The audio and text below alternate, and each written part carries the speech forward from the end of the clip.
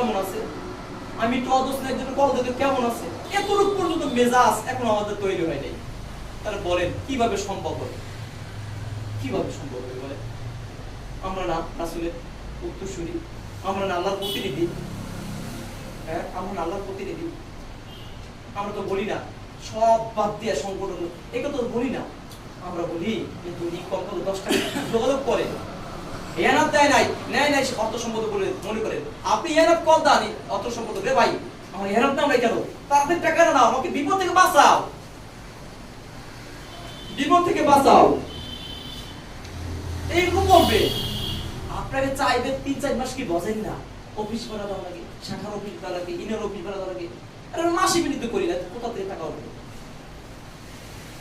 কোথা থেকে করবে? এখানে যারা দায়িত্বশীল আছেন, আমি আপনাদের পর জোরে অনুরোধ করবো, মুনাফিকি যদি